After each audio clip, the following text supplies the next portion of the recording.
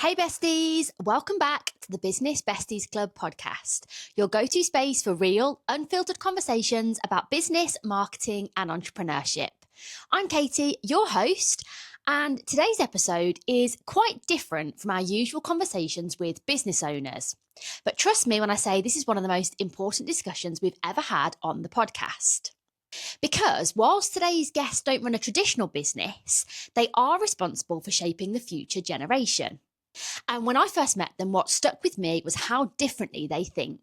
I originally met Simon and Andy through one of my social media masterclasses and later had the privilege of working with them on the marketing strategy for Warren Farm Primary School.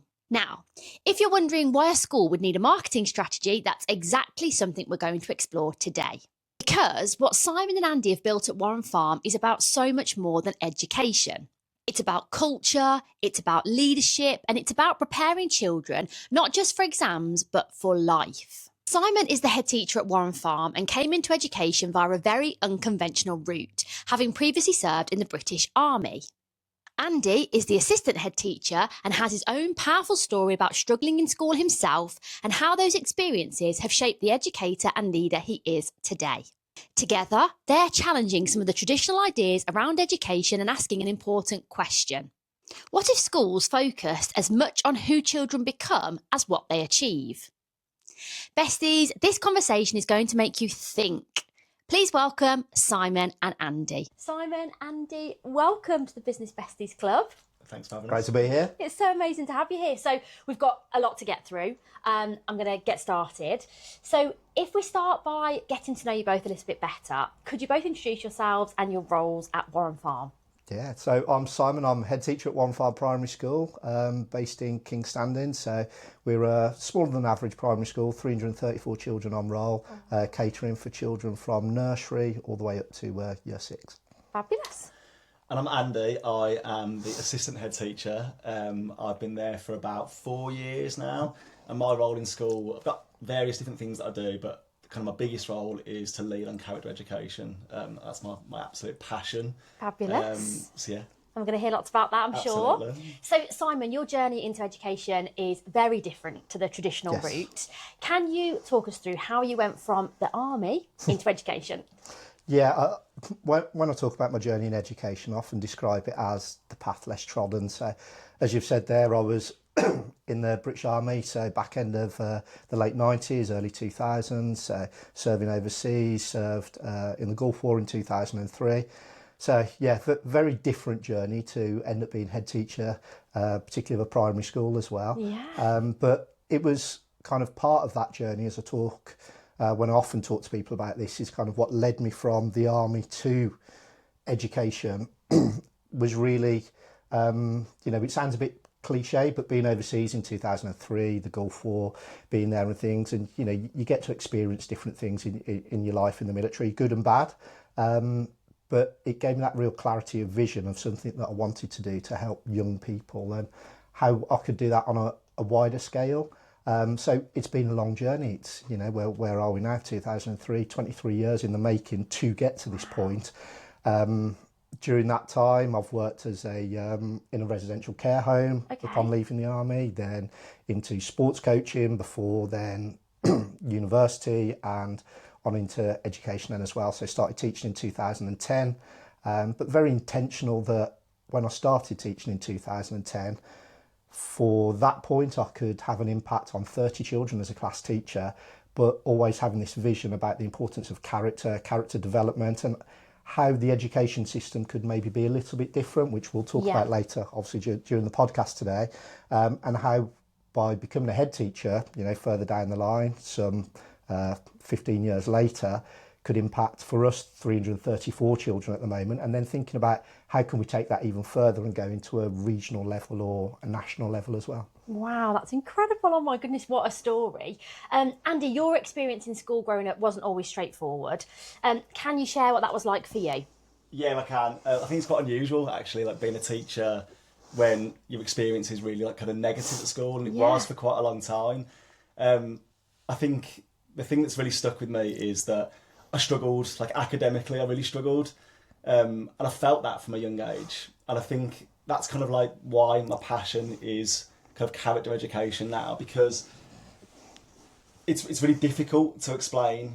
But there's children in our school now that will go to school, and because of the way the school's structured, they'll feel like they're failing every day, and they'll feel like it's a real struggle. And despite all of us being really intentional about, no, we can do this and all those things, you do feel it. Yeah. So that's why, Simon's touched on it there about how kind of education can be a little bit different. That's kind of what we're trying to achieve, really. Yeah. And I think it's definitely, why I feel so passionately about it is because of my own experience. Yeah. It's not a sub story. It really isn't a sub story. Lots of children find education difficult. Yeah. I just don't think it's moved on quite enough. No. In the last sort of like 20, 25 years. But yeah. And, as I moved into secondary school, I did really find my feet, but I definitely found primary school really tricky. And like you say, it's not a terrible, nothing terrible happened to you, but it's not, like you say, quite traditional for you to end up in the teaching role that you're in now, having had, a negative start to school life, potentially. I always say to people, I think that it makes you really empathetic and sympathetic with those children. Actually, I think sometimes as a teacher, we forget that those struggles exist, but it's a kind of a way for me to remember and to kind of help those children. So I've always loved kids. So.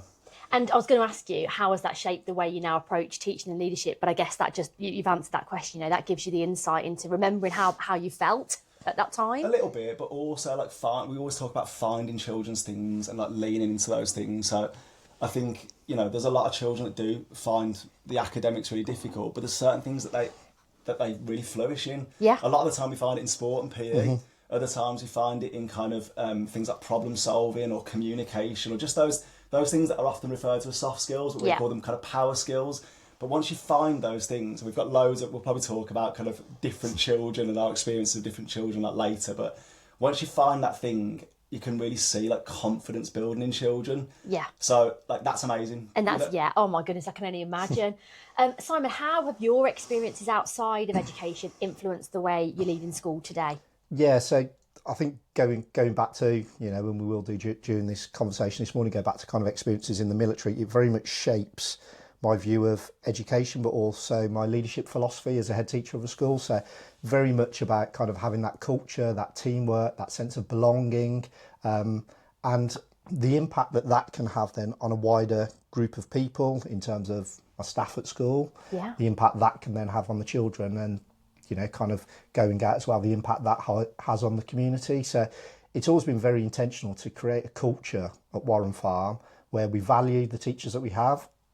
The children then obviously get the very best from the teachers, and then how we get that ripple effect out into the community as well. So it comes from a sense of kind of serving really in the military. So in terms of serving people, now moving on to serving children, serving the community, and that's something that's always been very strong within myself to kind of go beyond. None of this is done for me. None of this is for me to have my name on things. It's actually about what can we do as a collective to have an impact on these young lives. And a phrase and quote that Andy and myself have spoken a lot about, and I see Andy smiling recently, we talk about this kind of, and I may get it wrong slightly, but it's something along the lines of a society grows great when people plant seeds, the trees of which they'll never sit underneath. And we always talk about this in kind of the impact of the work that we're doing at Warren Farm with these children from 3 years of age up until 11 years of age. Yes, of course, we see it on a daily basis. We're not measuring it at Warren Farm in terms of a number in a box, which is something that no doubt we'll come on to later. But actually the true impact of this we'll see in society in some 20, 30 years time. It'll be a young man that opens a door for somebody walking down, a corridor or something like that, an interaction that somebody has, how somebody then leads once they're in business themselves, or how they help somebody. And those are the things that we're instilling into our children, because we believe firmly, and we're quite passionate about this, in that's the true power of education. Absolutely, we want our children to do well academically, as well as they can all do. But as Andy said there, it's about leaning into the element and finding those things. And our task is to uncover those things in every child, because everyone's got something. Everyone's got talent. Everyone's got this innate talent inside them. it's not reading, writing and maths for most children, so our job's to uncover that. Yeah. But also at the same time, you know, understand that we want to get them to a certain level academically for reading, writing and maths as well. But yeah, you know, but we're very passionate about what we do. And we're also passionate with it not becoming, as we always talk about, the world's best kept secret, because we think that this is something where people are missing a trick in education. Definitely, I think, I'm not even going to say I think, I'm going to put we're both dads of young children, we often say this, I'll put my dad head on this, you know, think about it. Actually, as parents, when we speak to our parents, what do we want for our children?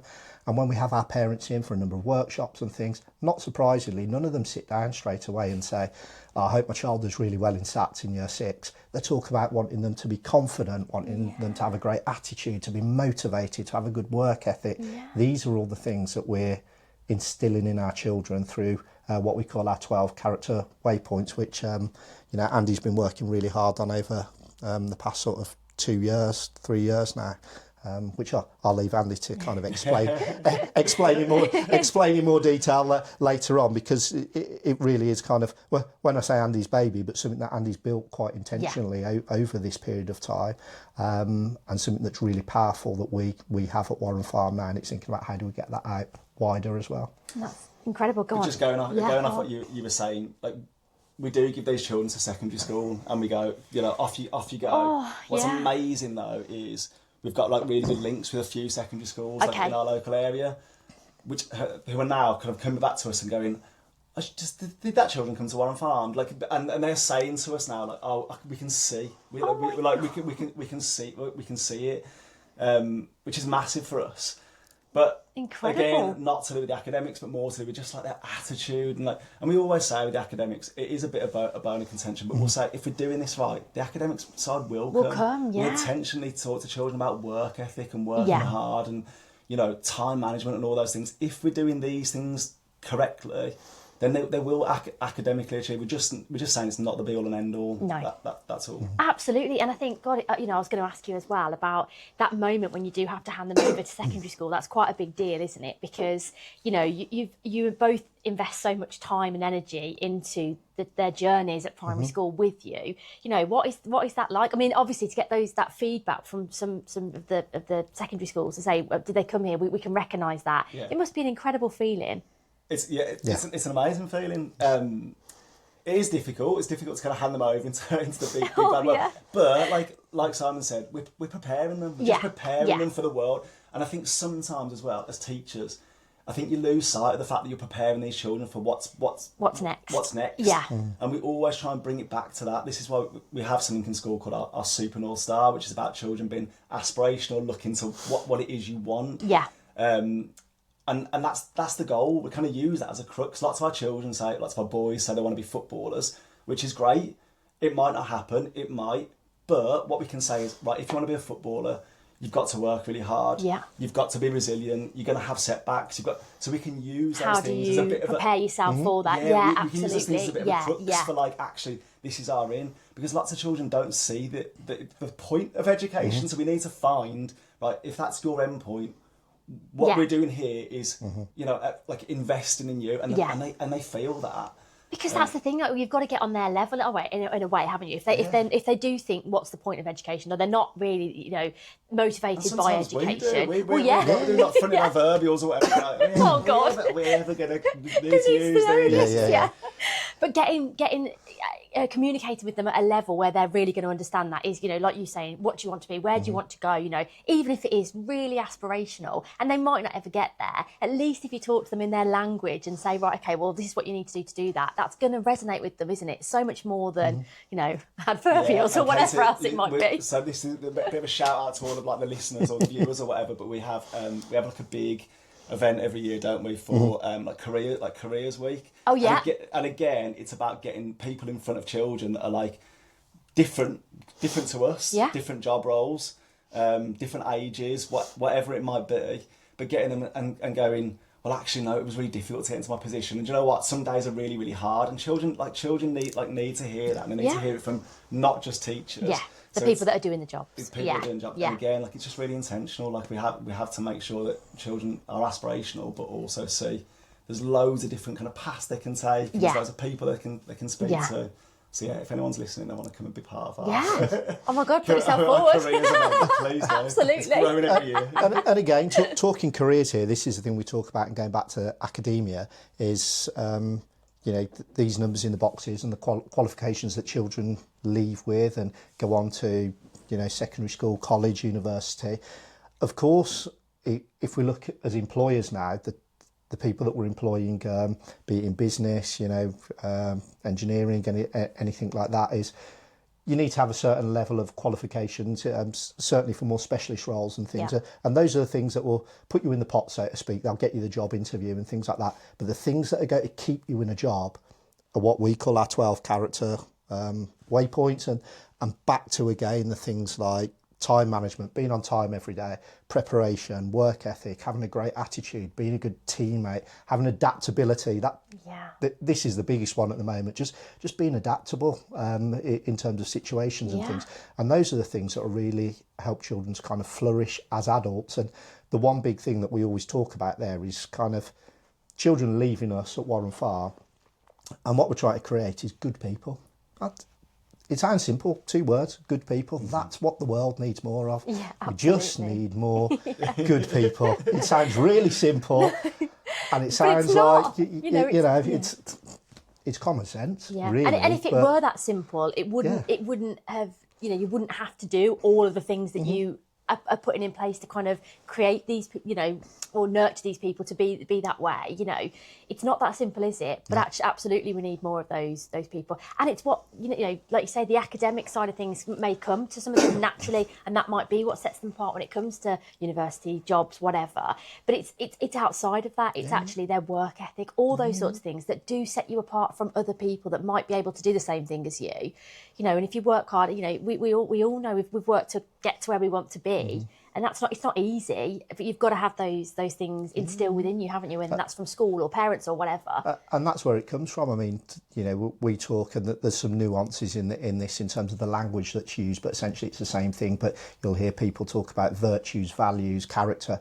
Essentially, it's all one and the same, but it's about having those internal values, that internal character to take with you as an adult. So what we're doing is starting that from a very young age, and we start this with our children in nursery. And people are blown away when you walk in and have conversations with our nursery children.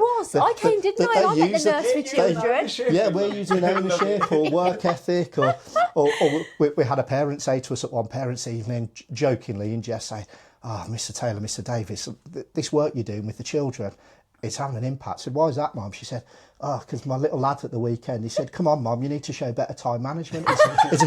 It's time for us to go now.'" Now listen, look, we're having that impact now for this young child. That's going to have such an impact in terms of kind of when they grow up to be an adult to have that. And that's just one element. Because getting to them so young, it's going to stick, isn't it? If you can get... I remember coming to visit and going into the nursery, and just these amazing group of brummy kids that just knew everything, and they just were so confident. And so, I had so many hugs, and everybody was they were all so lovely, but what struck me was just how confident they were, and, eloquent, and it was amazing. So, and to get to them so young. We love nursery. Oh. But we sort of speak about you won't see the kind of like fruits of your labour, but actually we've been kind of doing this really intentionally for 2 or 3 years, and we're sort of seeing the change in children. But we always say, imagine when we've been doing it for 6 or 7 or 8 years, and seeing those children that are in nursery now, what they're going to be like in year 6.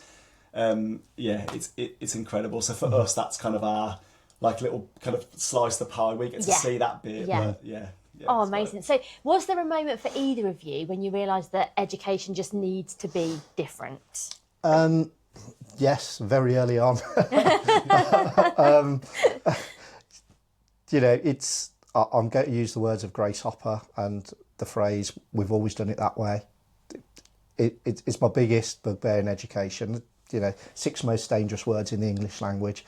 There are so many times when there will be things, and I saw this very early on as just, an NQT, a newly qualified teacher, and things early on in my career, and certainly as I went through going into middle leadership and beyond. But there were so many things where I would question why certain things were being done, and I almost felt like sometimes I didn't have an answer other than well, that's the way we've always done it. Oh, gosh. Or, you know, and this was the thing, and it's about having the courage to do things differently. We have our school values: courage, honesty, integrity, respect and self-discipline. And when we're talking about being courageous, we're not talking about being brave to go and fight somebody and things like that, but having the courage to stand up for something you believe in, which we do, and the courage to want to do things differently, and the courage to make a change, and the courage to do things differently for us. And I guess for myself, some of that has come from kind of looking beyond education as well, which I'll discuss now, kind of drove us to, we have something in school called a leadership library. Yeah. Books in the leadership library that we have for staff to take, and in school we have younger books for children as well. So they're taken from a raft of areas outside of education, so high performing businesses, sports teams, things like that. So I'll go to a book called Legacy by James Kerr about the New Zealand All Blacks, Atomic Habits from James Clear, lots of books, Simon Sinek on there, Malcolm Gladwell, a number of books, Tipping Point is a great book and things. So we have all these books on there because actually there's a wealth of experience outside of education, and I'll come back to culture and teams and everything there, where people do this outside of education, but we don't seem to look at it very much. We talk about, well, what does the research and evidence show us? It's important, of course it is, because it needs to be supported by research and evidence, but let's look at what people do to be successful outside of education. How can we bring that into Warren Farm? How can we create that within the team? And how does that drive us forward? And I wrote recently on LinkedIn, people kind of say, how did we do the transformation? I've been head teacher at Warren Farm since 2022. So how have we driven that transformation in 3.5 years? Because it's quite a rapid turnaround. Transformation there. Yeah. And it is about taking all of this thinking and learning from outside of education, alongside kind of, you know, educational policy and practice and things like that, but tying it all together to create this high performing team that we now have at Warren Farm. And the purpose of that always is the children at the heart of it, because if we're performing at that level, the children are getting the very best from people in our school every single day. I'm laughing when you talk about those books because, like, nothing Simon ever does is not intentional. Like, I think military background, but I've listened to, when I'm running, I've listened to all those books because when I got to Warren Farm, Simon was like, he spoke to me about character education, and then I think he took me on my own like character education journey. Yeah. It was like nothing was by accident. It was like, read this book, then listen to this. Wow. But I've always known, like, I think I've always known there was a bit of an issue in education, or something that didn't really sit right with me. But it wasn't until I kind of walked through the doors, met Simon, who said to me, have you heard about character education? Like, listen to some of these things, spoke to me a little bit more, and I was like, oh God, this is what's been kind of missing the whole time. So I always talk about, you know, Warren Farm being my forever home. It is the world's best kept secret, isn't it? Character education. It's massive. We start, just back to the leadership library there, so we start in September every academic year. So schools have inset days, you'll know, where parents are itching to get the kids back into school after a 6-week holiday, and teachers go, no, there's an extra day. We're still having 2 more days off, you know, 6 weeks isn't enough. We are doing things on those days. But what we do at Warren Farm, again, intentionally, is we always start every academic year with a book. So the first year we started with the book Make Your Bed by Admiral McRaven. And it talks about the importance of those small things. And if you can't get the small things right, like making your bed, you're never going to do the big things. So we had Make Your Bed in the first year. We had a book called Mindset's Your Superpower in year 2 by Alistair McCall. So all about the power of positive mindset and positive self-talk. And this year we had, what do we have, Andy? Be More Pirate by Sam Conniff.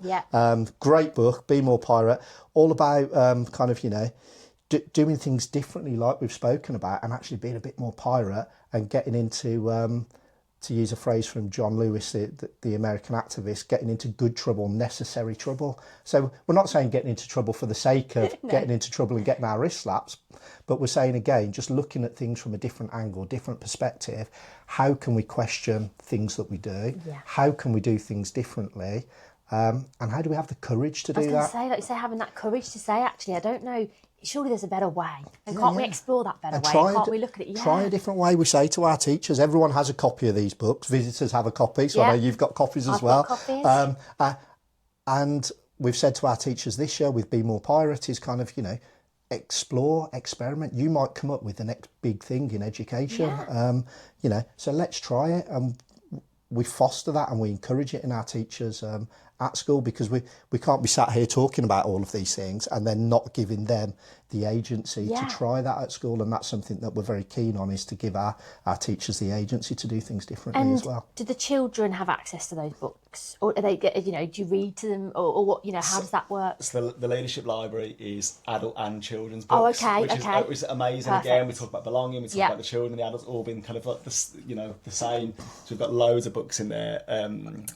Like all the little leaders books. There's loads. What's the one that? There's a book by Bear Grylls, You Are Awesome, on there, which is an amazing book. There's loads of things on there, and we love it when we see them like go missing. When staff kind of read them to children. Sometimes we've got a little yellow sofa in our kind of foyer at school. Sometimes children are sitting there waiting for their parents, like having a little flick through. And again, I'll talk about kind of this being the DNA of our school, but it's all these little things that actually kind of feed into this philosophy and this kind of culture of belonging and they're character. all adding up, aren't they, to kind of achieve what it is that you wanted to do. Okay, so why do you believe things like resilience, communication, leadership are just as important as academic results? You've kind of touched on it, but what, why do you believe they're just as important, if not more important? Go on, Andy. I think we always say we can't diminish or kind of poo-poo the academic side of school. We cannot. But I think there's a really big kind of conversation around now with kind of AI coming in. And Sam and I read an article the other day that was talking about how kind of AI will be the making of character education, because actually we've got knowledge in our pockets now. We really have. A knowledge-based curriculum probably isn't serving the children as much as it needs to be, because that knowledge is so accessible for children. So there's a really big conversation around that, and around how the structure of school needs to kind of change. That's not why we did it. That's not like, that wasn't the catalyst for why we did it. We just think that, like I've said before, there's kind of more. There's more than just that academic side. And I think a lot of schools, that we say that some schools do character. So they have the assemblies, there's words on the wall, those sort of things. What we decided was, no, like, it had to be everywhere. If we're going to do this, it has to be done properly. It has to be lived by everyone. The children have to really, really understand what these words, because they are words, they start as words, but they have to understand them, they have to live them.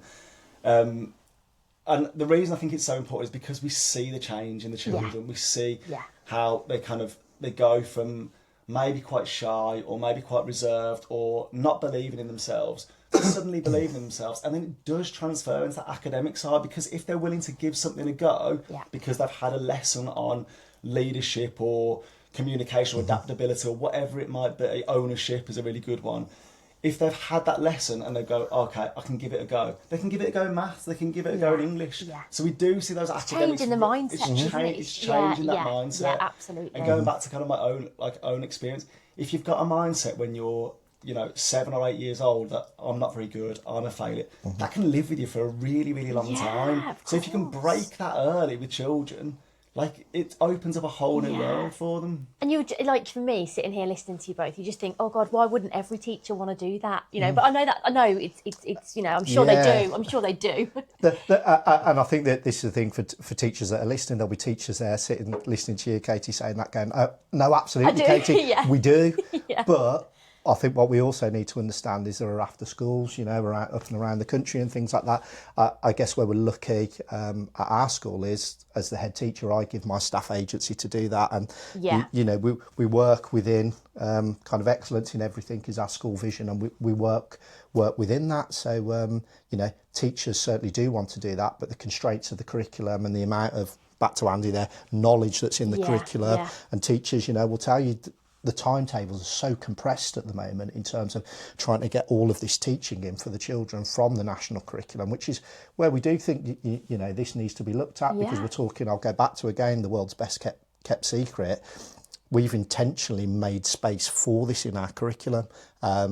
So it's something that we see the value in it. we already see the value in the children, we believe in what we're doing, so we'll make the space for it in our curriculum. It's something that I think needs to be looked at as a wider discussion in education circles, in terms of the importance of developing children but grown into adults that become, back to again, as I said, that become good people with good, honest values, and good character, because this is society. This is what we want to look at. What's society going to look like in 20, 30 years' time? We can be shaping that now as educationalists, as much as doing the academia and maths, reading and writing. Yeah. We're shaping these young lives into adult lives in 20, 30 years' time. There is a bigger weighting now, like in terms of Ofsted DFE, like in terms of personal development. Okay. So I think, there will be a shift. Yeah. I think we're still stuck a little bit in a kind of a place where it's like the academics are really easy to measure. Yeah. So it's like these things aren't as easy. In education, we love being able to measure things and measure the progress and look at they've started there, see now what they're works here. And what doesn't. We've spoken so many times about you can't measure things like ownership. You can't measure things like empathy. Like empathy is one of our big waypoints. You can't go, oh well, they're more empathetic now. We see it on a scale of 1 to 10. Yeah, we absolutely. were speaking to an Ofsted inspector the other day, and we were like absolutely great guy, and we were saying, you can't measure those things, but we can see it, and we've got loads of examples. And he was saying, oh, when you do have that Ofsted, tell them that, because they want to hear that. They want to hear about those things that you see in the children. Yeah.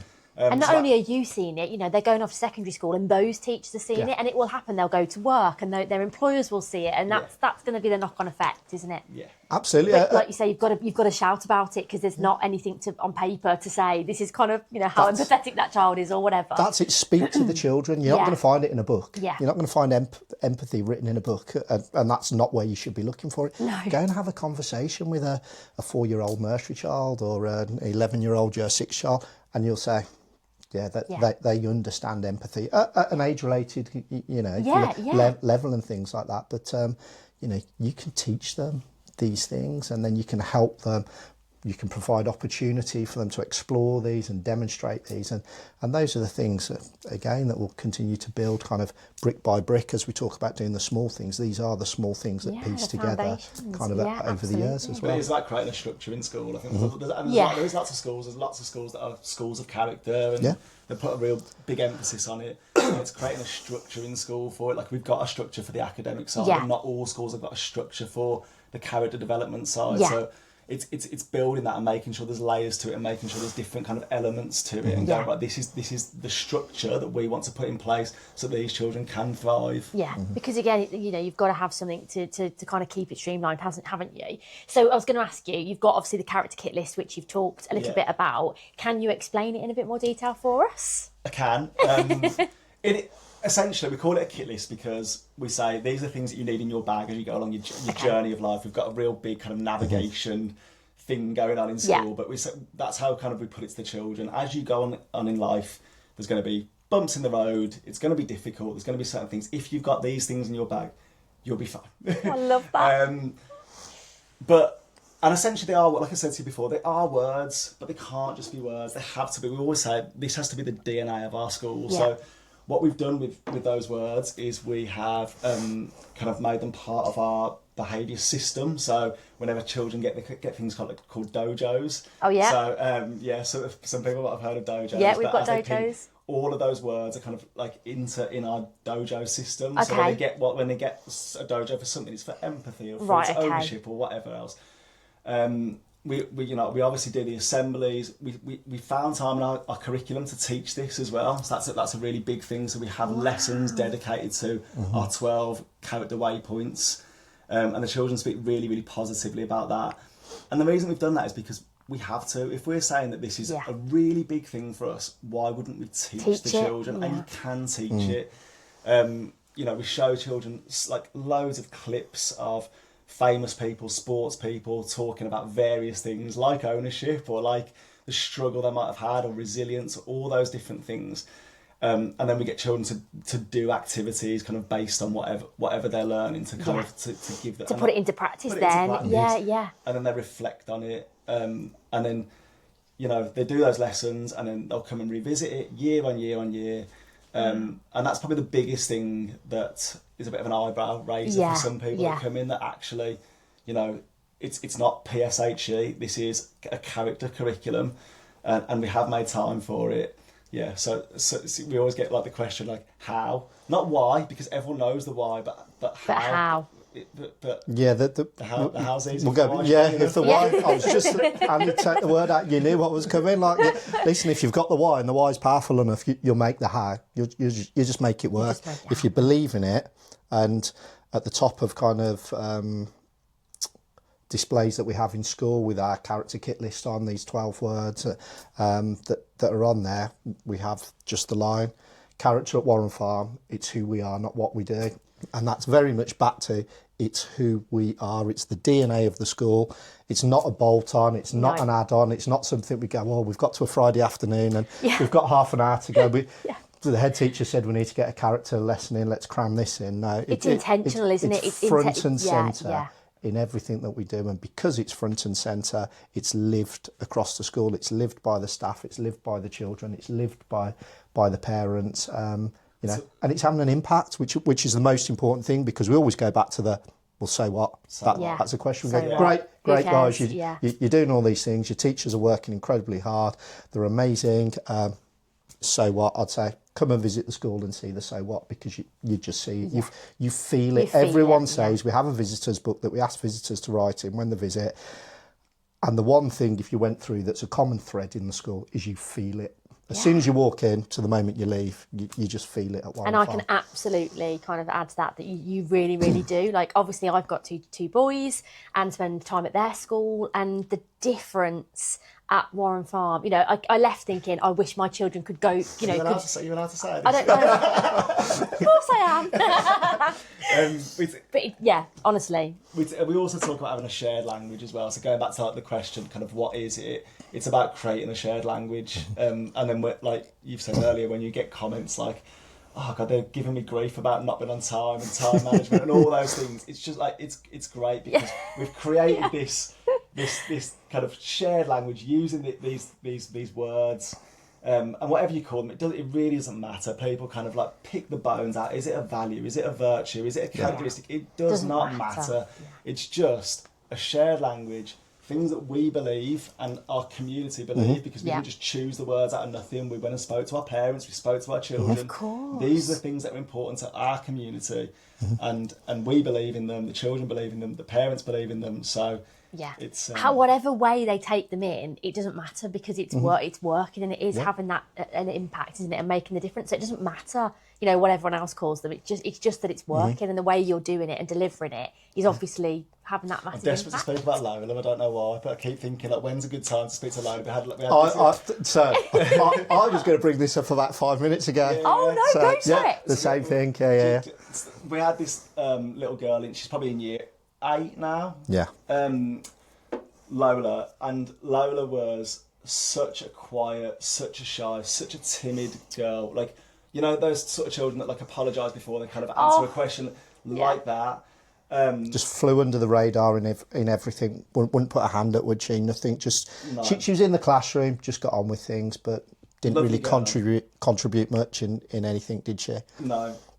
We started all this. You know, we kind of started to put systems into place, and she came to us quite near the end of her school career and said, Miss Taylor, I want to read something in an assembly, like in front of the children. And you're like, okay, showed it to us. And she said, can you help us to word it, whatever.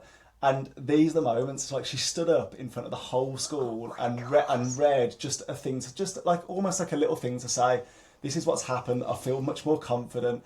And you know, like it's those moments, and you know, it sounds really cliche, but it is. It doesn't. And you go, that's made such a massive impact on that child going into secondary school, where she could have just thought, you know, I'll just continue to kind of be under the radar, and I'll just continue like that because it's got me so far and it's fine. And someone's always said something. Diana Sagi said once. She said, "Courage is an action; it's not a feeling." And we always say this to our children. No one really feels confident. There's things that we do that are going to make us nervous and make us scared. But actually, once you've done it, that's confidence. So doing that act, that was confidence. So you can do it again and again and again. And each time it feels a little bit easier, you'll still be nervous, you'll still be frightened. Every time. But it's only because you care. You know, you feel those feelings, don't you? You can be the most confident person in the world and still be terrified that you're going to go and do something because you care so much about it. Yeah, actually, I'd be more worried if you weren't. Yeah, actually, exactly. Because it keeps you sharp, it keeps you on it, it gives you a good edge, actually, if you're a little bit nervous or you're terrified, actually. It's... I think the same. Oh, bless Lola. We love Lola. That is incredible. But like you say, at a pivotal time when she's about to kind of leave primary school and go to secondary school, that she's found that confidence and she's put herself forward to do something like that is amazing. I'd be in floods of tears every day. I don't know how you're not. Other people are. Yeah, you're just too tough. So this is something that I've obviously worked with you both on, and schools don't traditionally think like businesses. What kind of made you think differently in that way? So I know. This is definitely you, Simon. So from a, put your business head on, and why do it like that?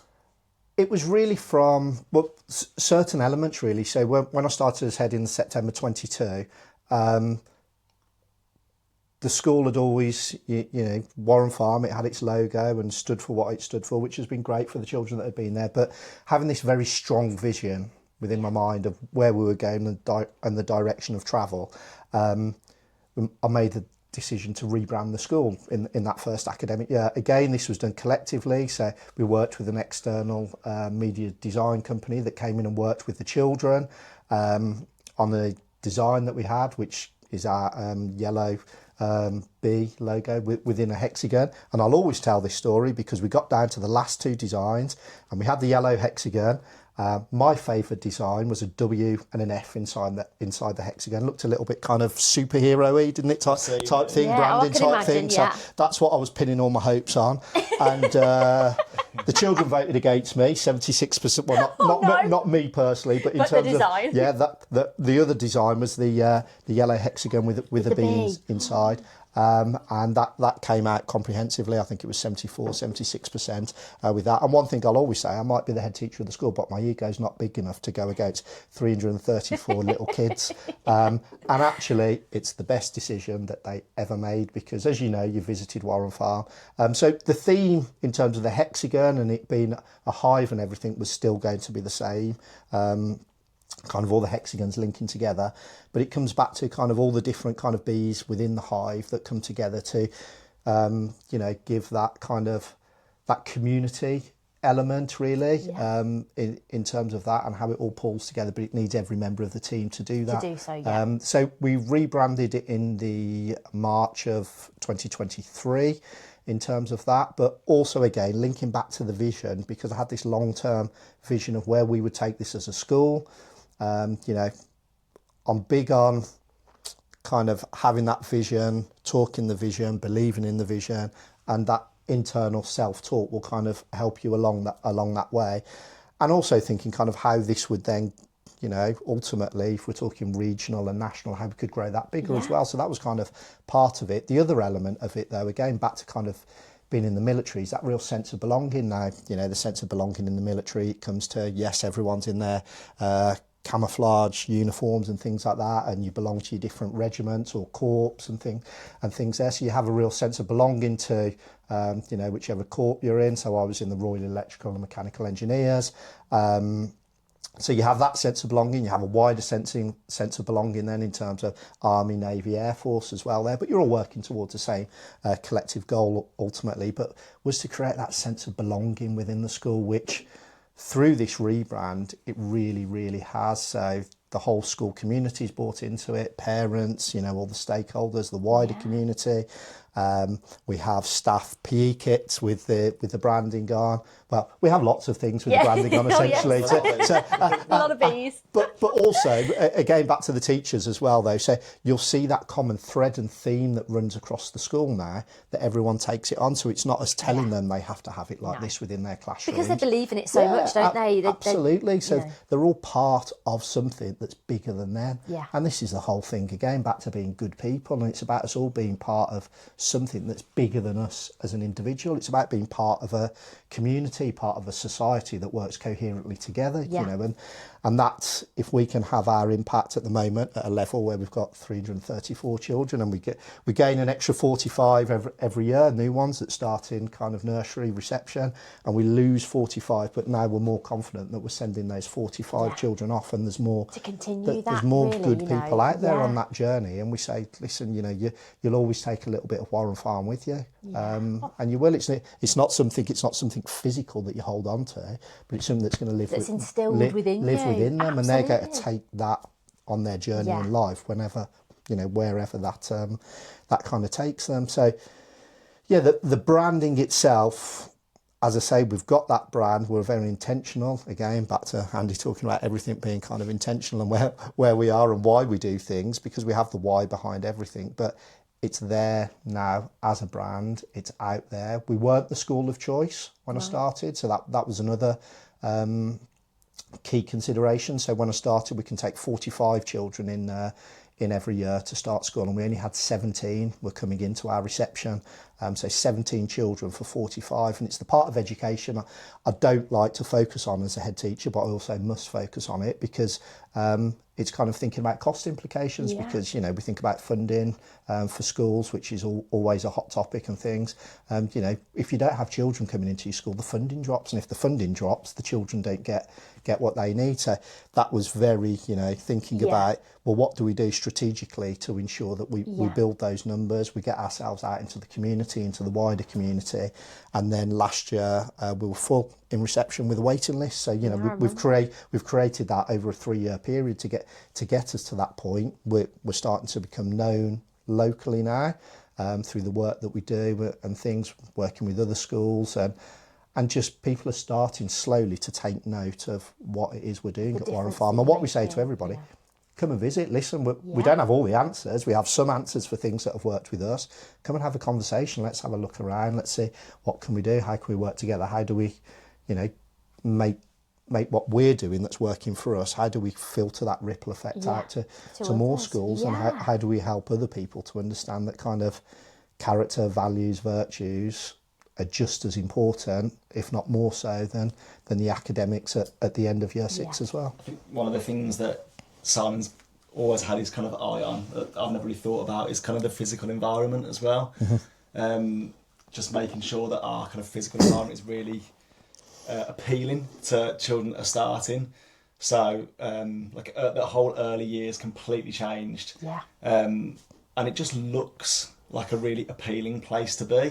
And I think when parents come, and this is kind of the business side that I've never really think about, but when parents come for the open days and to look round, they come into our kind of outdoor reception area and they go, oh wow, this is like amazing. And you're almost like, I wasn't expecting this. And although that's not the reason, you know, we want children to come to our school, there's lots of other reasons. But there's so many things that add up. That might be the reason they go, oh, actually, I wasn't really thinking about Warren Farm. I just came because I like just for the open air, but now I am thinking about it. And actually, these, you know, we end up kind of getting these children, and some one parent said to you, didn't know that it's the best decision I ever made. The parent that wasn't coming to our school. So until we've got the kids, we can't have the impact. Exactly. But I would never have thought about kind of that first impression, you know, is super important. No matter what, you know, and obviously I know you guys believe in that in every aspect. But when you meet someone, when you're talking to someone, you as a first impression. So you know the way you're conversing with the parents, the things that you say, what they see, all of those things are hugely important, because like you say, they might not have been considering Warren Farm and they've come along and thought, oh my goodness, look at this. We got referred to as sharp pencils, didn't we? Yeah. You like sharp pencils. The important thing is as well, though, it's about, as Andy says, that the physical environment is there, but when you scratch beneath the surface, everything is there. Exactly. It's not like that's covering anything up, is it? That is there as an extension of all the good things that and people are proud of it now. They're proud of where we are and what we do, and that's back to that sense of belonging as well. And some of this comes from, in fact, I did a LinkedIn post on it yesterday or the day before, I think, about in a Malcolm Gladwell book, Tipping Point. He talks of broken windows theory. I'll just very brief overview here.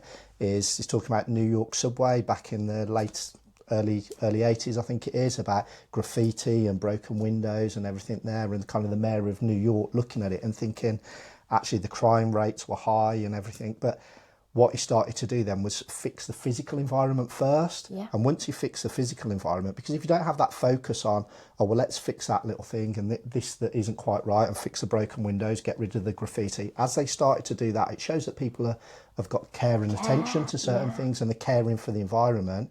And then you start to grow, okay, people notice that, okay, graffiti's gone, the windows are being fixed, this looks nice now. People start to get that sense of, oh, actually, I'll take a bit, back to one of our waypoints, I'll take a bit of ownership of that, and I'm proud of this. Yeah. What they saw then was crime rates dropping and things like that. Now listen, look, whether you believe in, you know, people are going to want, well, where's the data, where's the research? People will want those things as well. Whether you believe in it or not in terms of broken window theory, but it had that impact, and that was something, again, that I come back to all the time. That story kind of reflected in the work that I did in the early days, was about, right, let's look at the physical environment for the children. How do we also give them the very best physical environment so that they feel like, well, this is a place that I want to be. Parents think this is a place I'm proud to send my children. Staff feel this is where I want to be because it's a nice environment, because we spend a lot of our time at school. Exactly. So I need to enjoy being there. And that comes down to things like with staff, like, you know, certain things. We've got them new desktop computers for the classrooms, because when we talk about well-being for staff, sorry, I'm going off at a bit of a tangent here, but when we talk about well-being for staff, yes, we do the things that people talk about, pizza in the staff room and don't. Yeah, those are great. Those are just nice things. But true well-being is teacher coming in on Monday morning, switching the computer on, and it working. Yeah. And it loading up in 30 seconds. There's nothing worse than Monday morning and going like, The next thing we do, and I'm going to look at the camera for this, for those teachers that are watching out there, is we went and bought a second. We went and bought a second photocopier, because the second bugbear of teachers is kind of, you go to the photocopier and it's jammed and it's not working and there's a queue. And, you know, it's thinking about. Don't stop the pizza there. Yeah, no, the pizza's good. Or we have a full cooked breakfast for staff on the last day of term as well. Wow. So I've definitely gone off on a tangent here. But going back to the kind of business element, I think what's really interesting, and because you've kind of created that pride and that ownership and that belonging, is that your parents become like your best salespeople. Exactly. And like word of mouth. Yeah. When there's, like, you know, obviously there's a local area, there's lots of schools. But when parents are starting to put on social media and on kind of like platforms like, oh, Warren Farm are doing amazing things, people just come and look. And then it feels a bit, that is the business side. It is the side that we don't like to talk about, because that's not our world. Of course it's not. But actually, we have to have the school full to make it sustainable, and also so we can have an impact on as many children as we possibly can. But and they're doing the marketing for you, which is great, because it just shows that what you're doing, you know, you're not no one's forcing that. You're not asking them to do that for you. That is just an extension of them, you know, loving sending their children to you and loving the environment that they're in and all those sorts of things. So what did Melody's mum say? She said something like she wants to tell everyone, but she wants to tell no one because she wants to keep it to herself. I love that. And the thing is, there is that kind of side to it, isn't there? Because I know you guys are great, and I know that you've got a much, much bigger purpose than what it is that you're just doing at Warren Farm, and that will, you know, I genuinely believe that will happen for you guys, because you've got this vision that you want to see through. But equally, you know, you might there must be that temptation to think, oh, you know what, I really want to. It's so good what we're doing here, you know. You know, do you ever feel like that, or is it? Do you always want to share? There's a thing here, because we talk about this. Andy's dead keen, aren't you, to like kind of lift the lid off the box and let's go. Tell everybody. And I'll be sometimes, no, it's not quite the time yet. Yeah. But again, back to this wider vision, it's about how do we get it out to more schools, and how do we do that? And we want to do that, and we want to get it out there. And it's so similar to a business strategy, though, and we've talked about this loads before, but just to jump back on that, because you've got a vision, you've got this long-term goal that you can see so clearly that you are just going to, you know, you're just chasing. Someone can see it clearer than me. Yeah. But you've been so strategic in the fact that you're just working backwards. You're starting right at the beginning. That's the thing. It's the working backwards. Yeah. And you've got a strategy in place to do these things. You know, you're not just. There will be things where you think, okay, we'll give that a go or whatever. But you've been intentional with those things, really strategic, and opportunities have come because of that, haven't they? Yeah, yeah. And it's been a huge learning curve for me. We always joke that I want things to happen yesterday. Yeah. And what I've learned the most from Simon, without kind of blowing too much smoke, is that actually you have to be patient and you have to wait, and that there is the right time to do things. Yeah. And if things aren't the right time, like I always say, like I'm like the excitable puppy. It's like, let's go. No. And Simon's like, calm down. And that has been a learning curve because it's paid dividends in the end. Exactly. We've done things Yeah. in a really kind of slow and methodical way, and now we're kind of starting to see the fruits of our labour in that, think certain things are happening where other schools are kind of looking and going, oh, like we want a bit of that, and those. And like you say, I mean, I know you are somewhat of a perfectionist, so I'm sure that is probably Coming off well, no, in the best possible way. But I mean, obviously there's an element of that in thinking that you want things to be completely right before you do start to then lift the lid off. Yeah. And just touching on your point that you made there about working things backwards, people that know me personally know I'm like that. If this morning then we had to be here for 10:30, so I'm going, right, so that means let me check the sat nav, right, it's going to take me that long to get here. Check the sat nav, so I need to be leaving the house at this time, or what if there's bad traffic, even though I've got the sat nav, let's give myself I work everything backwards in my life. I did think to myself when you messaged to say, what's the postcode again, I thought, Simon is going to be having kittens here. You held it in well. My other half will be watching this now, so kind of thinking to herself, this is my daily life living with him like this. She will be laughing. I love meeting Sarah because I feel like me and Sarah are similar in some ways, and you just have to tolerate us. But it is that intentionality of working backwards from this end kind of vision and goal, and then go every step of the way, all the way back. I have a thing with staff, so we spoke about the initial 5-year plan at Warren Farm. So start in September 2022, and I call it 1825, don't I, all the time? Because of course I do. Yeah. 5 years, 365 days, 1,825 days. There we go. And I talk about how far we are on that journey every year. So how many days in are we?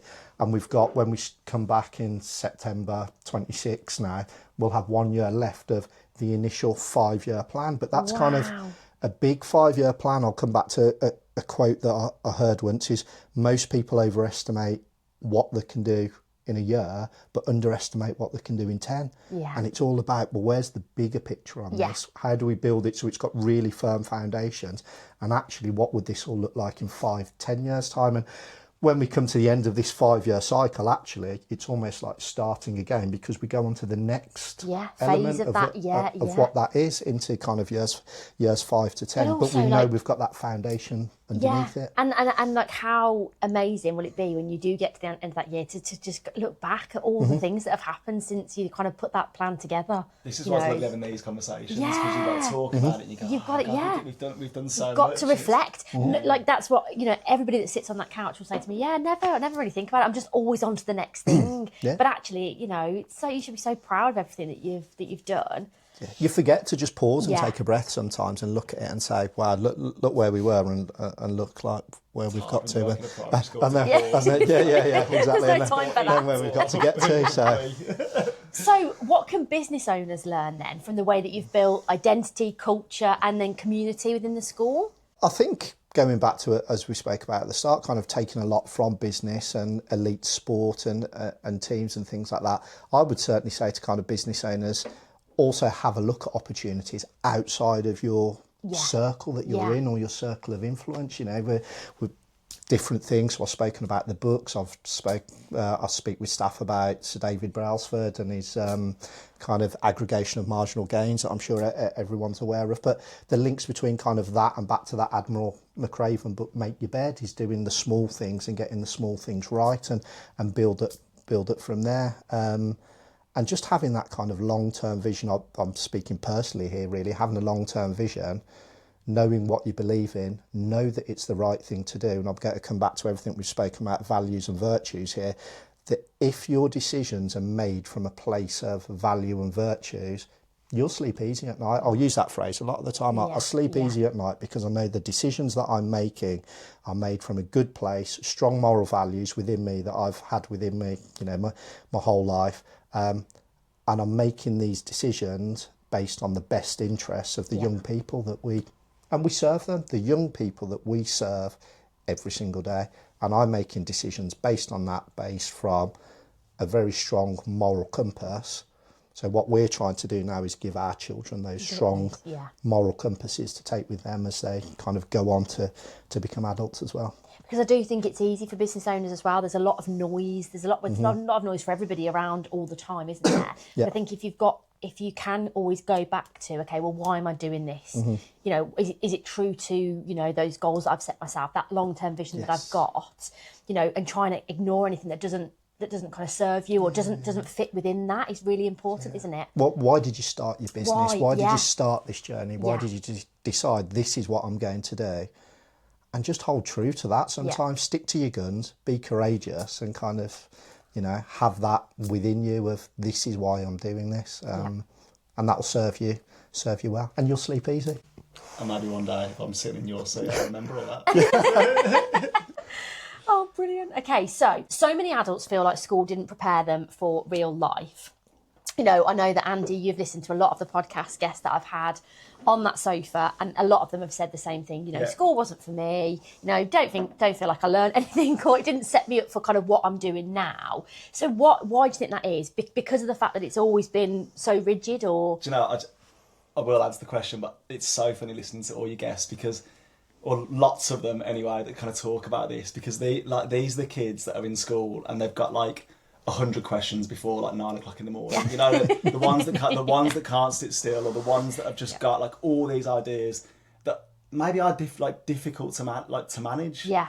But again, it kind of goes back to structure of school. Lots of these people are just kind of waiting for school to finish, so they can go on and do the thing that they want to do. But I think school have got to go back, and like we've spoken about our Super North Star and whatever, and these are just things that we're just kind of going, what do we think our children need? If you go back and really go, what are you passionate about, and use that as a hook for everything else, then school feels like a purposeful, intentional place. Not just something you've got to get through. Exactly. Yeah. And then also as well, we haven't spoken enough about relationships. I think it's so important for us to have relationships with the children, all the teachers, us as kind of a senior leadership team, and speak to children about kind of what are your goals and so it's really powerful for us to know what their Super North Stars are, which change all the time. And some kids in reception say they want to be Spider-Man, and that's fine. We can work with that. But then there are children in year 6 that say they want to be kind of medics in the army or jockeys or whatever. If you've got those relationships with those kids that you can speak about it, and have you thought about this and have you thought about that? Yeah. We've got kids now that we are signposting to do different clubs or different things outside of school. We're finding opportunities to feed that. And then everything feels purposeful. School does, the structure does, the relationships that you're building with the adults and the people around you in school. Yeah. So I think, if your guests could your guests could transport themselves back in and think, okay, well, what if when I was at school there was someone that really cared about what I actually was interested in? Yeah. It would be a different journey, wouldn't it? I think so. Absolutely, I think so. And lean into their talents as well. Like we said, you mentioned it earlier, and I won't use the exact language that's used in this quote, but the one from Jimmy Carr where he talks about kind of... I'll use that language. I won't use the language, but if you've got a child and they're really good at tennis, and they're maybe struggling in a subject at school, but they really excel in tennis, and they've got this one subject at school they're struggling in. Well, science, I think, is the example he uses. He says, hire a tennis coach, because that could be their thing. Yeah. Tennis is their thing. Do a thing, doesn't it? And then he says the last thing the world needs is another not very good scientist. I won't use the language, but it's... But it's true. If you're sitting in and yes, we all have to do that, but if you're sitting in a science lesson, you've got no interest in I always use geography. I don't use geography. I really but if you're sitting in a geography lesson, you've got no interest in geography, and it's just not for you. But if you can kind of go, oh well, actually, this is the job that you want. This is a bit of work we're doing at the moment. We've got someone that's got taking the careers, And she's going, well, if we can start linking careers to geography, if we can start going, right, what do our children want to be? How is this going to help? Like, how can we sort of like just bend the curriculum a little bit so that actually does mean something to a child, because they can go, well, actually, this is what I want to do, and navigation or whatever it is, like horticulture, whatever it is, actually does have a link. It suddenly becomes so much more interesting, doesn't it? Purposeful. Yeah. And again, so this is what I mean. When we talk about kind of this is the DNA of our school, it really is, because we're actually trying to kind of have an impact on the academic curriculum. So you're trying to think about how the lessons that you're teaching, how you can shape them to be purposeful and be useful, and then engage the students rather than just them having to sit through a geography lesson that they're just probably thinking. You always talk about geography to me. And that takes us back to that Grace Hopper quote, doesn't it? Again, we've always done things that way. Well, let's try things a different way and see how that goes. Absolutely amazing. Oh my goodness. Okay, so Simon, you talk about leadership as a service. Yep. What does that mean in practice? Yeah, so I think going back to where I spoke about our staff earlier, in terms of, I see my job as being a very privileged position, because I get to sit as the head teacher of the school. Listen, ultimately, in my world, everything is my responsibility. I'll go back to our waypoint of ownership. I'll take responsibility for everything at the school, because I sit, for want of a better phrase, at the top of the tree. But the beauty of my position that I see is, how can I provide for my teachers? You know, how can I serve them so that they can do their job to the best of their ability? The phrase I use with my teachers all of the time is, I can remove all the fluff and the faff. So I do. Yeah. So if I look at these things and I say, well, what can go? Like, because if I'm looking at it and say, asking a question, so why is it we do it that way when we're looking at things? You know, if we're talking to teachers or looking at lessons, discussions with children and things, and why is it we do it that way? And no one can really give me a good answer other than, oh, that's what I've done for the past 10 years. I say, yeah, we'll go ahead and get rid of that then. Yeah. Have you got another way? You know, we work together. How can we do it? Is there a different way to do it? I give them that agency, back to the Be More Pirate book this year, to have a think about how could they do it a different way. And by removing as much as the fluff and the faff as possible, it enables them to do their jobs. Listen, we're all adults. We're all grown up. We're all qualified to do the job. We've all been to be a teacher. You've been to a university. You've got a qualification. I work on high level trust at school, so I trust the people to do the job that they're paid to do. And then I think about, if I'm having this expectation to provide this exceptional curriculum for our children, what is it they need to do that job? My job then is to have a look at seeing, how can we get the resources in for that? How can we provide them what they need to do the job to the best of their ability? So that's really where the kind of the service element comes in. Yes, I have to be the head teacher. I'm being strategic. I'm having financial oversights. I'm having kind of strategic oversights in other elements. It's not just the curriculum, you know, it's all the other elements of managing the school and things. But how can I best serve the teachers? And then the most important element that links to that is, then how do they best serve the children? Yeah. Who are the key? You know, they're in the heart of everything that we're doing.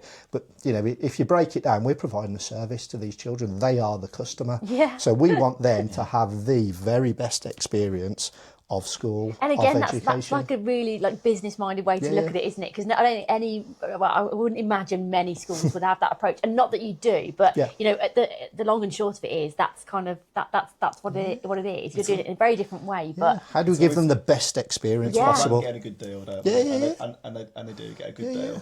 Can I go back to the trust thing? Because I think that's a massive thing. You know, kind of working there for, I'm coming up to my fourth year now, at the end of my fourth year. Third year, into your third year, Time flies.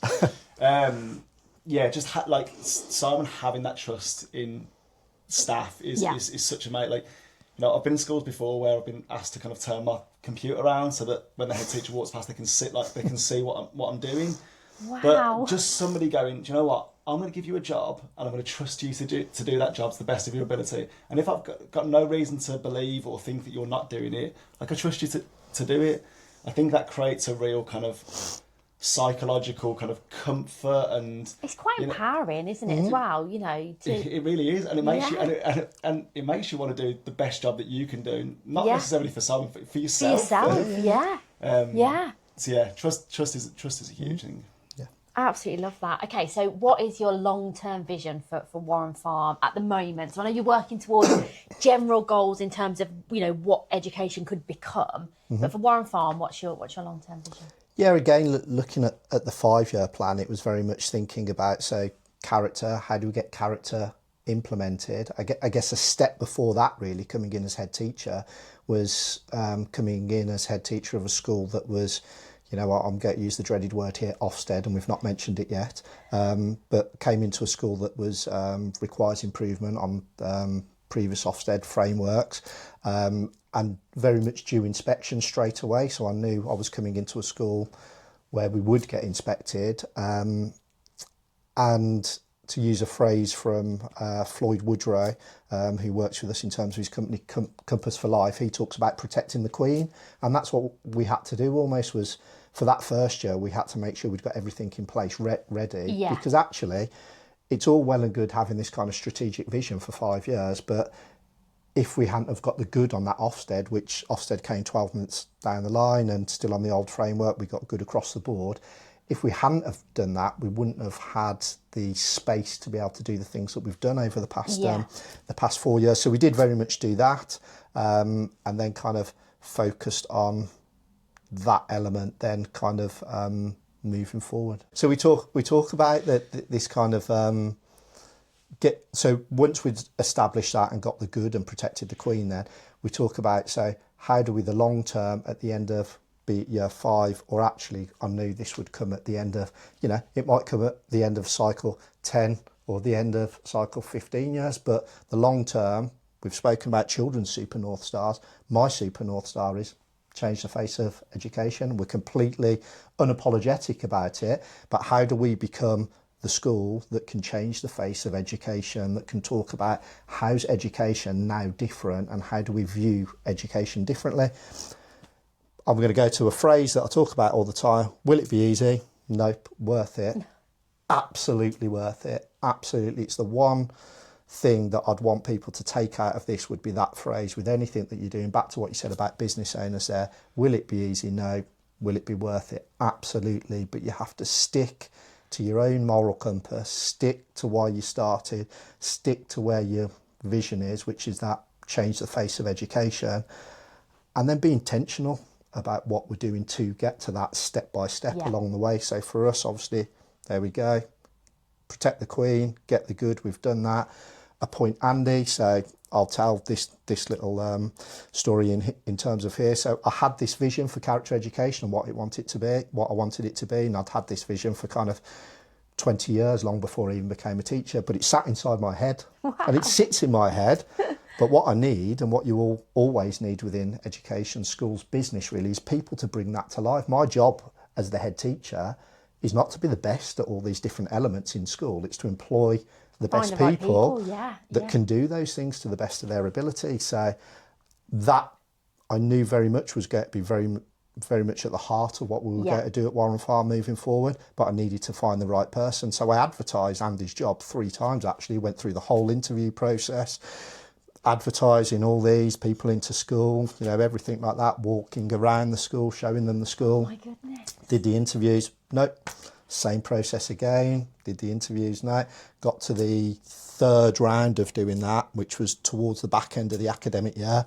You know, there, and then Andy came in, and, you know, I could very much see on that. But I always tell this story because I think it's really important, because for me it was about finding the right person. So we can go back to again then what's kind of permeated all of our discussion today is about this number in a box and having a qualification. I'm looking for the right person. Yeah. All of those people that you saw were qualified to do it. It was just they weren't the right. No. But I'll use what you've said there, Andy, as well, from a book called Talent War, written by Mike Sorrell, who's an ex-US Naval Special Forces, and he has a phrase in that book called "hire for character, train for skill." And that's a phrase that I use all the time. So we even have it in our job adverts. I'm hiring for the right person. we'll teach them and we'll train them for the bits that they haven't got. Of course, you need to have a certain level of things, but no one was qualified in this whole character education and things like that, because this is something that Andy would say he wasn't really aware of until he came to Warren Farm. But I needed the right person to be able to implement this vision that was in my... To understand the vision so that I could share the vision. It's you two need to be connected in a way. It's got to be someone that you completely feel comfortable with sharing all of that with, because it is living in your head. Because then it has to go from there and being mine to being shared, and now it's not mine and it's going out there, and find and that's a big deal, isn't it? Find the person to deliver that, create that, understand what it is that I'm talking about, understand the vision that is there, but then bring that to life. And that was Andy's job. We do joke though, don't we, that I was just wearing a Garmin watch and you were like, that's the guy for me. He's done a triathlon, it ticks the box. But I always say that, it sounds really cliche, and I do say kind of things happen for a reason, but I'd kind of a week or 2 weeks prior to that had an unsuccessful interview that went really, really badly. So when I came in to have my interview at Warren Farm, which was a completely different experience, and kind of I do think that I was in the right place at the right time. And like I say, in the last 3 years I've learned an incredible amount. In fact, the two things that Simon really employed me for at that initial stage was attendance and character, and those two things I'd had absolutely zero experience in. So it very much was a kind of hire for character and not for skill situation, because I didn't have but those also things. What you are hiring for is such an important job, and it's such an important part of obviously of what the children needed at school. The most important thing surely was the person. The skills, like you say, have been learned, and you've developed the character kit list and everything, all the fundamental stuff that you need to deliver it. But surely it being you and the person that you are was the most important thing. I think it's the team as well. So Mandy, the deputy head, who's like more of a kind of silent person in this. Like us as a team, we work really, really well together. We've got a really, really good relationship, and a real shared vision as well. So we all have different things that we do. Simon very much is the strategic kind of part of that. But having that team that really understands that vision and kind of really, understands each other as well is incredibly important. So we're coming toward the end. How much do you think that the model that you have developed and the way that you teach at Warren Farm and what you've created there, how much do you think it could realistically influence the wider education? Absolutely. In terms of, we see I'll go back to the so what earlier. We see the impact. People that visit see the impact. We believe it. What we need to do now is for other people to see it and believe it as well. It's gone from scratch. So going back there from appointing Andy has written then a bespoke curriculum for this. So we teach it every week, intentionally bespoke lessons on character from nursery all the way to year 6. And Andy has adapted this curriculum so that it's set for early years children in key stage 1, so years 1 and 2, children in lower key stage 2, years 3 and 4, and children in year 5 and 6. So if we took, for an example, a time management lesson, that would look very, very different to a child in EYFS to what the lesson looks like in year 6. An ownership lesson, again, that would look very different. What are we talking to the children about ownership if you're 3 and 4 years old, to what we're talking to the children about in year 6 that are getting ready to go to secondary school about ownership, where we're talking about your own resources and no one's just going to put things out for you. And you're going on to transitioning into education there. So that's the piece of work that we've done. That's the piece of work that kind of Andy's done. A lot of work has gone into that. But we also believe that this is something that schools can then deliver and do, but they've got to be courageous with their decision to want to do that. They've got to understand the impact that it can have, and also understanding the impact that it can have back on the academics as well, because if we're building all these things with the children, if we're giving school a purpose, if we're giving children a reason to want to really engage with the curriculum and all their learning, schools will also see, improved outcomes, which ultimately as well we have to come back to is what schools are all about, is improved outcomes for children across the board. So we see that character can really be the key that unlocks that as well. And how easy, like, is it to go from doing it at Warren Farm to then getting other schools to actually implement it? Like, is that, would you own that? Like, how what does that look like? So certain schools or whatever have created like phonics schemes or stuff like that. So, you know, it could be a package, but the thing about having like a package like that, it has to really be lived, doesn't it? Like we've spoken so much about, you know, our passion around this. If you know, this isn't something you can just buy off the shelf and deliver it. Because it's not going to have the impact. If someone just buys it and says, yeah, we've got to deliver it, there you go, that's fine. We're taking, it's like a tick box exercise then almost, isn't it?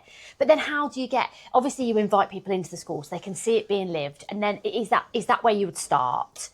Yeah, and I think that there has been, you know, we have kind of had a bit of traction, and people are kind of looking at it and going, oh, that's amazing. We had the Association for Character Education come in and do our quality mark, and they kind of made comments like, they said this is the strongest evidence base that we've seen in a long time. They were kind of blown away by the way the children responded to that, because again, that's the evidence, what the children are saying. So, like I say, you know, they're a company set up to go into all these schools. So lots of schools are doing these things, but we feel, rightly or wrongly, I don't know, that we are living it. So we've kind of gone that extra mile, really. So, you know, it could be.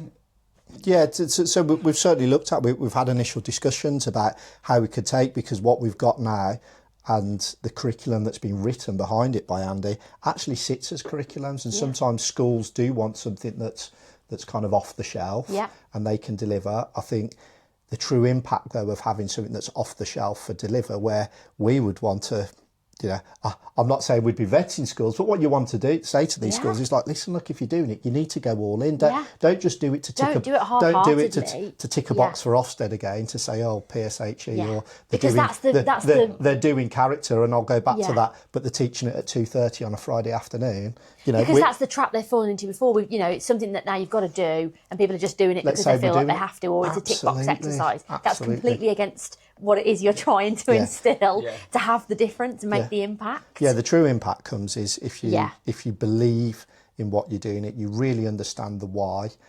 You'll find the how as a head teacher at a school to then do that, but that's where the impact comes. But we do actually have something that we've kind of essentially created now that could go further and wider, and that's then where we talk about, you know, in terms of Super North Star, and I look at kind of the strategy of the you know, the coming years and things. You'd talk about, well, actually we've got something here that we could take further at kind of a regional level, and we're certainly looking at it now, aren't we? And we're going to put something out soon to schools to say that, look, we've created this, we know some schools are asking about this, we're looking for a couple of schools to come and trial it. Let's pressure test it in a different environment, because we know it works for Warren Farm. Let's pressure test it somewhere else. Let's look at different demographics and things like that, see how that works. And then once we've got something there, that is something then that it could be something that schools can buy into as a curriculum, in terms of that.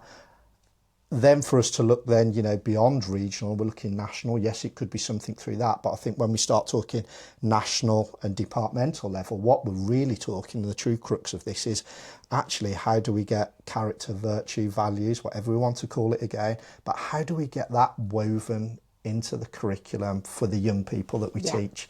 But to do that, what we've got to do is start having conversations with people at the top. And we've got to get people at the top to understand the true power of this, that goes beyond the numbers in the boxes for education, and actually the true impact and power of doing something like this, but creating space in the curriculum from the very top, rather than head teachers creating space into the curriculum. Because the danger you've got is, and we know this from some people, you know, we've had numerous people visit the school and things, and we have people that are really, so we know people are out there, they're really invested in it, they really get it. The stumbling block is, but my head teacher's not going to go for this.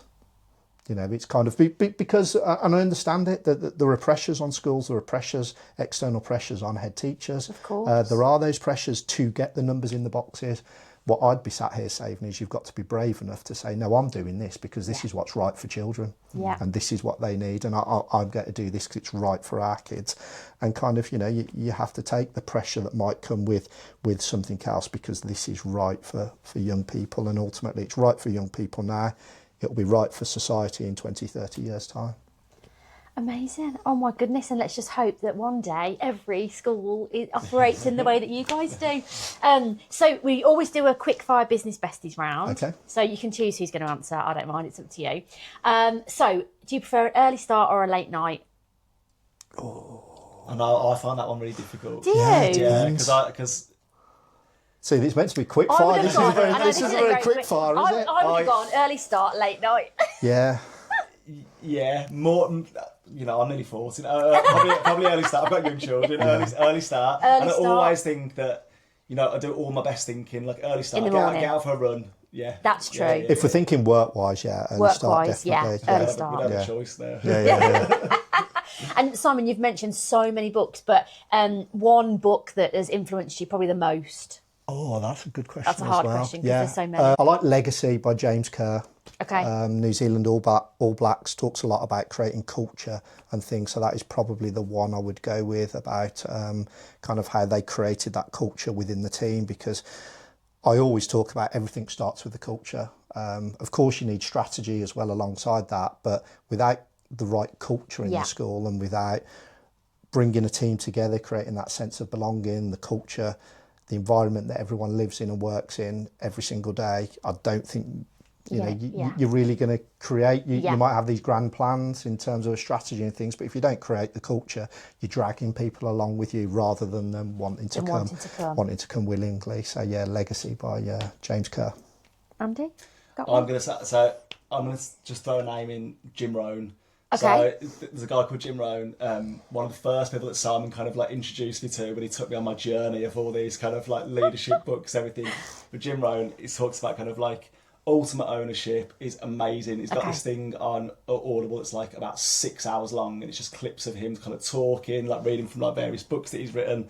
And he is amazing, incredible. Yeah, okay, so, thank you very much. We'll check that out. Biggest challenge in education today? Not doing things the way that we've always done them. I think being brave enough to kind of say we're going to do things differently, and it's not doing. I'll go back to that, getting into good trouble. It's not doing things for the sake of getting into trouble. It's doing things for the sake of getting into good trouble, and by good trouble because it's the right things to do for children. So I think the biggest challenge is kind of changing the narrative, and it's how we can change that narrative. But the only way we change that narrative is by, as a collective, kind of coming together. To change that narrative. Yeah, absolutely. I think the development of AI is going to be a real challenge for education. I think that's going to change what things look like, and it might change what things look like for the better. But I think that's going to be a real challenge that education is going to grapple with for the next few years, and they're going to have to. Education's going to have to change really quickly because AI is developing at such a rapid rate. And also, but let's hope that opens up the opportunity then for the character elements to be so, much more focused on, because ultimately, everyone's going to be able to get the answer to whatever it is, and maybe you need people skills. Well, exactly. Human. We need human interaction. We need authenticity. We need people to be good people, and that can't be driven by AI, can it? So, I'm with you. And then finally, one word to describe your mission. Relentless. Oh, yes.